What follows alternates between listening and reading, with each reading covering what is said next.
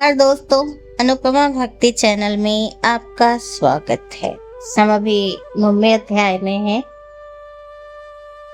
परम गूढ़ ज्ञान में प्रकृति स्वमं वैष्णव्यम विसृजामि पुनः पुनः भूतग्रामी मयम कृतस्त्रम वशम प्रकृते वर्षात।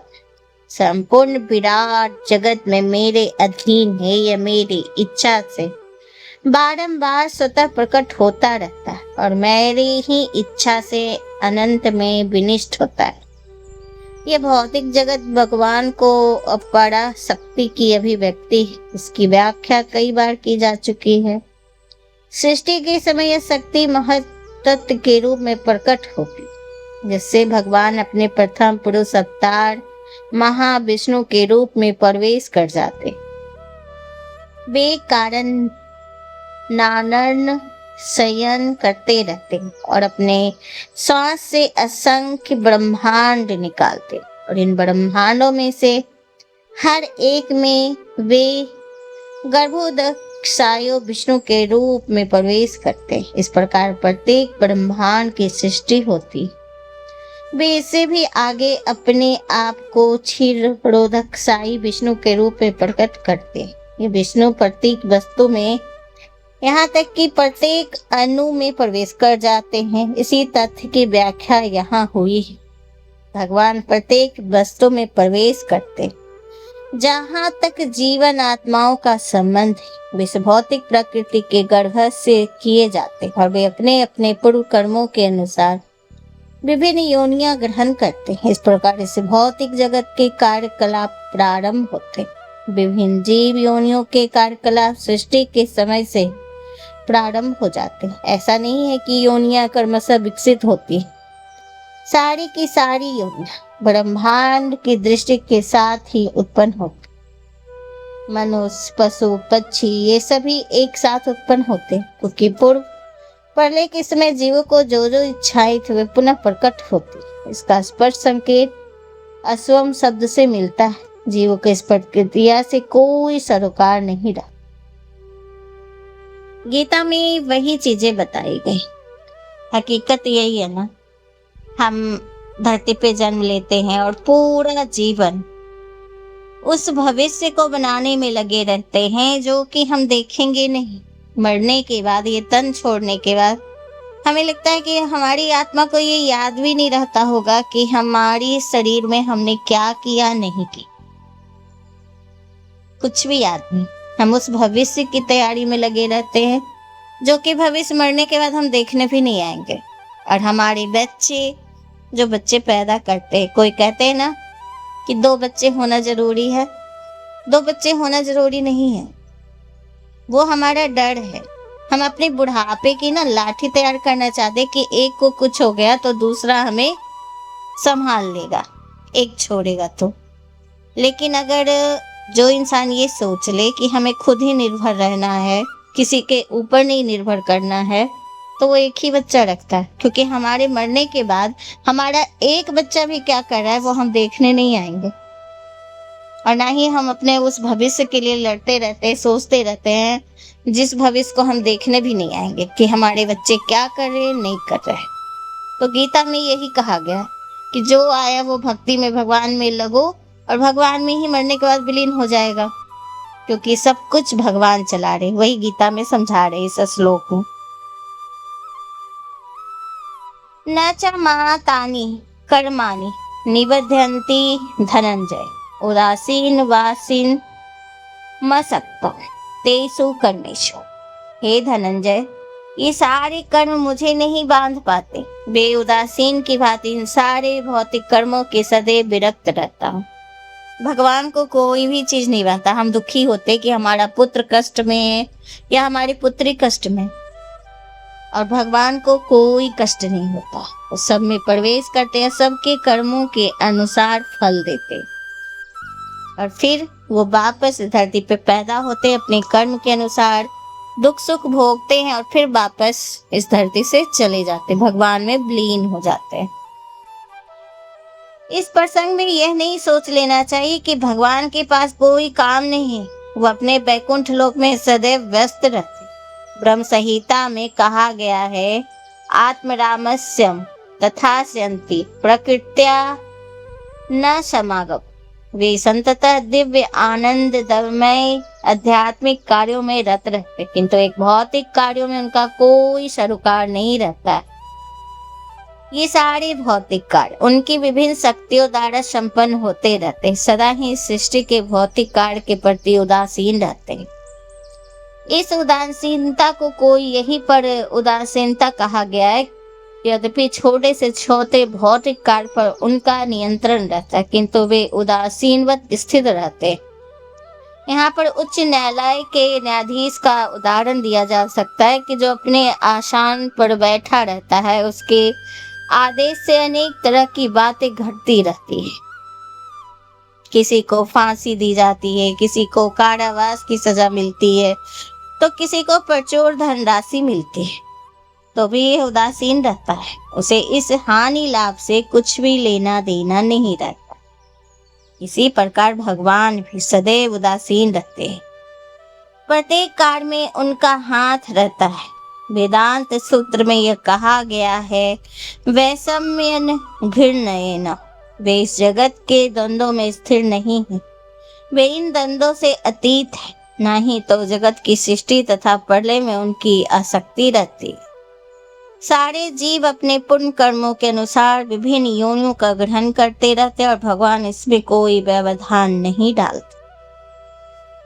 मयाध्यक्षेन प्रकृति स्वेत सचराचम हेतु नानेन कौन्तेय जगति परिवर्तते।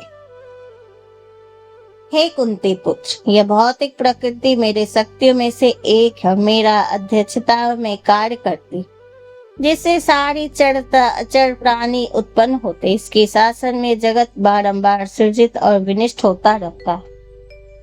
यहाँ यह स्पष्ट गाया है कि यद्यपि परमेश्वर इस जगत के समस्त कार्यों में पृथक रहते, किंतु इनके परम अध्यक्ष निर्देशक वहीं बने रहते। परमेश्वर परम इच्छा में और इस भौतिक जगत के आधार भूमि स्वरूप है, किंतु उनकी सभी व्यवस्था प्रकृति द्वारा की जाती है। भगवत गीता में भी कृष्ण यह कहते, मैं विभिन्न योनियों रूपों वाले जीवों का पिता। जिस तरह पिता बालक उत्पन्न करने के लिए माता के गर्भ में वीर्य स्थापित करता है, उसी प्रकार परमेश्वर अपनी चितवन मात्र से प्रकृति के गर्भ में जीवों को प्रविष्ट करता है। वे अपने अंतिम इच्छाओं तथा कर्मों के अनुसार विभिन्न रूपों तथा योनियों में प्रकट होते हैं। अतः भगवान इस जगत के प्रत्यक्ष रूप में आसक्त नहीं होते, वे प्रकृति पर दृष्टिपात करते हैं। इस तरह प्रकृति क्रियाशील होती और तुरंत ही सारी वस्तुएं उत्पन्न हो जाती। समक्ष फूल होता है तो उसको सुगंधित मिलती रहती, किंतु फूल तथा सुगंध एक दूसरे से विलग रहते। ऐसे ही संबंध भौतिक जगत तथा भगवान के बीच भी। भगवान को इस जगत में कोई प्रयोजन नहीं रहता, किंतु वे भी अपने दृष्टिपात से उत्पन्न तथा व्यवस्थित करते रहते।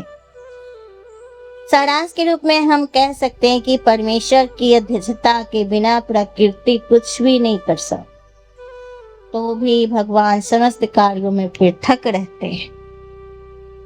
अब जानन्ति मामुदा मामनुषि तनुमाश्रितम परम भागम जानतो मम भूत महेश्वरा। जब मैं मनुष्य रूप में अवतरित होता हूँ तो मूर्ख मेरा उपहास करते, वे मुझ पर परमेश्वर के दिव्य स्वभाव को नहीं जानते। इस अध्याय के पूर्ववर्ती श्लोकों में स्पष्ट है कि भगवान मनुष्य रूप में प्रकट होते हैं, किंतु वे समान व्यक्ति नहीं होते। वो भगवान सारे विराट जगत का सूर्य पालन संहार करता, वह मनुष्य नहीं हो सकता। तो भी ऐसे अनेक मूर्ख जो कृष्ण को एक शक्तिशाली मनुष्य के अतिरिक्त और कुछ नहीं जानते।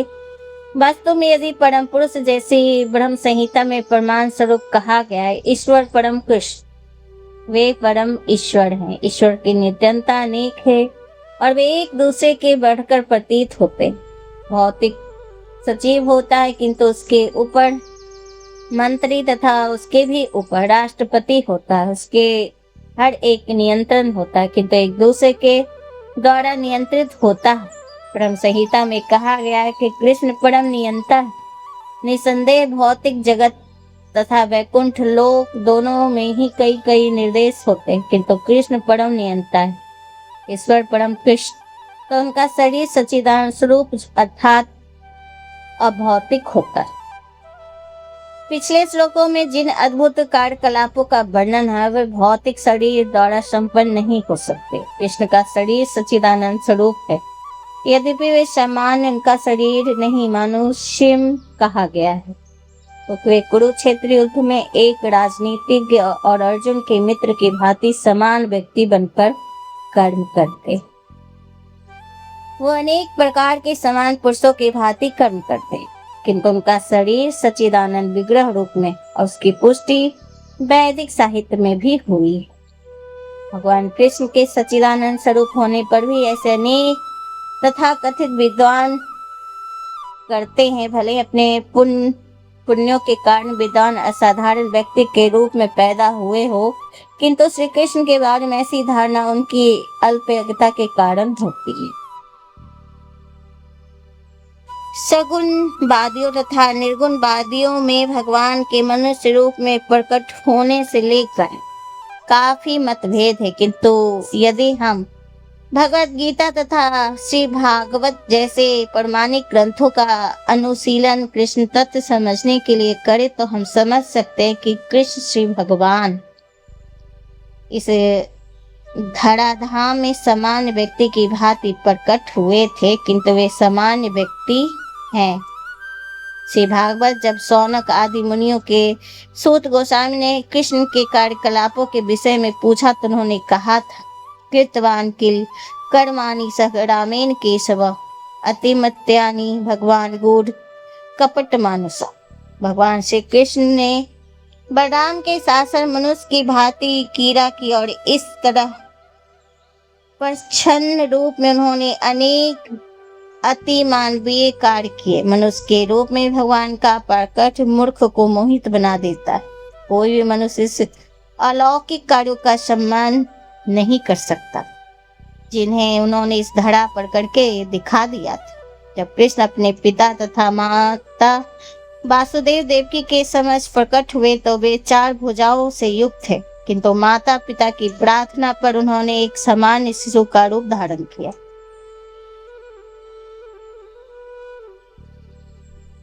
सामान्य शिशु मानव बन गए। यहाँ पर भी इंगित होता है कि समान व्यक्ति के रूप में प्रकट होना उनके दिव्य शरीर का एक गुण है।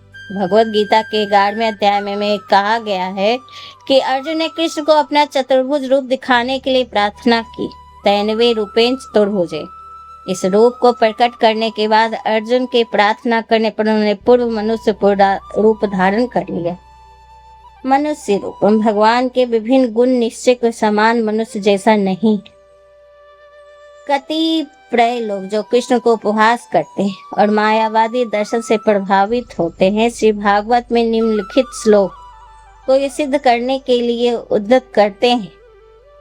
3:21 और 21 में 29 में कृष्ण एक सामान्य व्यक्ति है, सर्वेषु भूतेषु भूतात्म स्थिता सदा परमेश्वरम समस्त जीवों में विद्यमान।